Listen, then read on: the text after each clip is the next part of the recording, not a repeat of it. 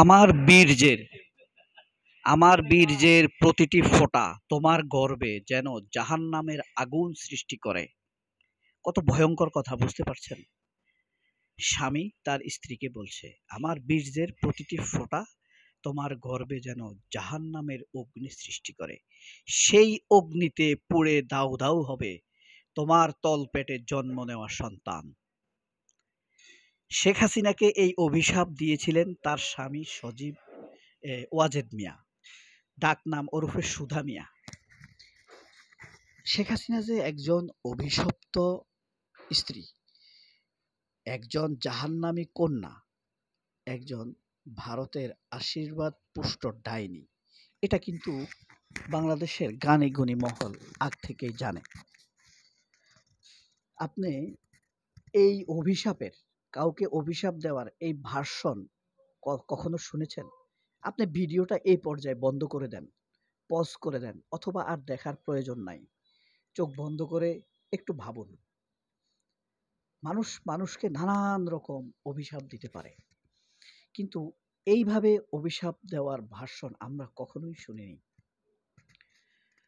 যাই হোক, এই কথাটা আসলে বলে দিলাম এই কারণে, ওয়াজেদ মিয়া আমার বৈজ্ঞানিক জীবনে একটা বই আছে, বইটা আপনি যদি পড়েন তাহলে বুঝতে পারবেন। আনন্দের বিষয় হলো, এই বইটা যখন ছাপানোর জন্য প্রকাশকের কাছে দিচ্ছিল ওয়াজেদ মিয়া বা সুধা মিয়া, তখন আমারও একটা বই পাবলিশ হওয়ার জন্য প্রস্তুতি চলছিল। তো আমি প্রুফ রিডিং রুমে ছিলাম, কোনো না কোনোভাবে এই পাণ্ডুলিপিটা আমি দেখে ফেলেছি। তো কিছু অংশ আমি পড়ার সুযোগ পেয়েছিলাম। তখন প্রুফ রিডার আমাকে বলে, গুরুত্বপূর্ণ প্রুফ রিডার তো প্রত্যেকটা লাইন ওয়ার্ড পড়ে, বানানগুলো দেখে।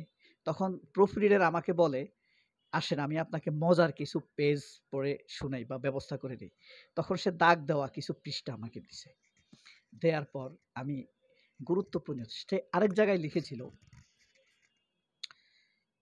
যদি ধর্মে, কালচারে অথবা দেশে একজন নারীকে ৬ জনের কাছে বিয়ে দেওয়ার সুযোগ থাকতো, তাহলে শেখ হাসিনাকে সেটা দেয়া যেত।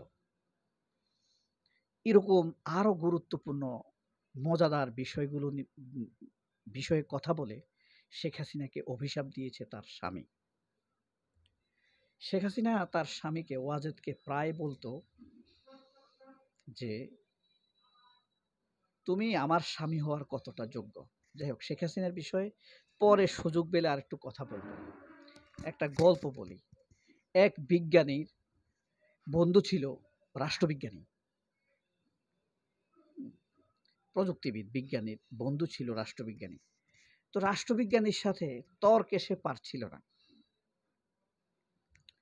কারণ রাষ্ট্রবিজ্ঞানী আর্টসের মানুষ, তারা তর্ক বিতর্ক চাপা, সহজ ভাষা যদি বলি, সেগুলোতে তারা খুব পারঙ্গম থাকে। তো সে আরেক রাষ্ট্রবিজ্ঞানীর কাছে গেল যে, আমাকে একটু রাষ্ট্রবিজ্ঞান শেখাও। তো রাষ্ট্রবিজ্ঞান শিখতে শিখতে কিছুদিন পর সে খেয়াল করলো, সে যে বিজ্ঞানী ছিল এটাই ভুলে গেছে। সে হলো শেখ হাসিনার জামাই, এই সুধা মিয়া অর্থাৎ ওয়াজেদ মিয়া। গিয়েছিল কার কাছে? চৌধুরী জাফরুল্লাহর কাছে। গিয়ে বলছে, আমি সরকারি চাকরি করব না, শেখ হাসিনার অধীনে চাকরি করব না, তুমি আমাকে একটা চাকরি দাও আর আমাকে রাষ্ট্রবিজ্ঞান শেখাও। কারণ আমি কিছু বললেই, স্বামী হিসাবে যদি আমার স্ত্রীকে কোনো নির্দেশ দেয়, অর্ডার করি, সে আমাকে রাষ্ট্রবিজ্ঞান শেখায়, অনেক ব্যস্ততা দেখায়। তুমি আমাকে কিছু রাষ্ট্রবিজ্ঞান শেখাও, আমি যেন আমার বউয়ের সাথে তর্ক করতে পারি। তখন জাফরুল্লাহ তাকে রাষ্ট্রবিজ্ঞান শিখাইলো, চাটা খাইলো, অনেকদিন ছিল। এরপর বলল যে, আমি যে বিজ্ঞানী ছিলাম আমি তো এটাই ভুলে গেছি। তখন জাফরুল্লাহ বলল, তুমি বিজ্ঞানী ছিলে না, তুমি আসলে চাপে ছিলে। স্বামী হিসাবে স্ত্রীর চাপে ছিল, এই চাপে সে সব ভুলে যেত। এবং ওয়াজেদ মিয়ার ব্যাপারে এরকমও ঘটনা কথা প্রচলিত আছে। সে খাবার দাবার খাওয়ার জন্য বাসায় যাচ্ছে, পথে কারোর সাথে দেখা হওয়ার পর সে বলতো, আমি আসলে কোন দিক থেকে আসছিলাম। তখন বলে যে আপনি তো বাসা থেকে আসছিলেন। তখন বলতো বাসা থেকে যখন আসছিলাম তখন তাহলে মনে হয় খেয়েই আসছিলাম।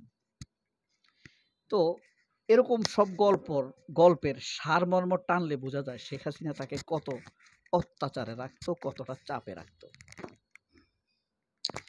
তো সে স্বৈরাচারের দাম্পত্য জীবন বিষয়টা হলো, নাকি বলবেন স্বৈরাচারের প্রেম, দ্য লাভ অফ ডিক্টেটরস। ডিক্টেটরস লাভ যদি বলি সেটা এমনই হয়, তারা স্বেচ্ছাচারী চালায়। ডিক্টেটররা যখন লেখক হয় তখন তার বই সবচাইতে বেশি চলে। যেমন প্রেসিডেন্ট সাদ্দাম বই লিখছে না, Zabiba and the king, Arab and the winners. সাদ্দামের কিন্তু দুইটা গুরুত্বপূর্ণ বই আছে, এই দুইটা বই পৃথিবীতে সর্বোচ্চ বিক্রিত, কিন্তু এখন আর চলে না। আবার মহাতির মোহাম্মদ বই লিখছে না, হ্যাঁ, দ্য কুয়ালালামপুর টু অক্সফোর্ড, তার বইটা কিন্তু এখনো বেস্ট সেলার। ঠিক এইভাবে ডিক্টেটররা যখন পাওয়ারে থাকে তখন সে সব দিক দিয়ে সেরা, লেখক হিসেবে সেরা, প্রেমিক হিসেবে সেরা। তো শেখ হাসিনার প্রেমটাও ছিল এরকমই। শেখ হাসিনার এই যে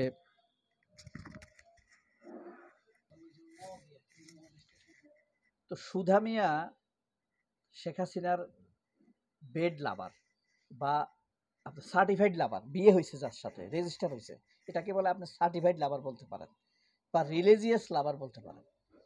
আর মৃণাল কান্তি দাস কি তাইলে বায়োলজিক্যাল লাভার, বাট ইলিসিট, অবৈধ।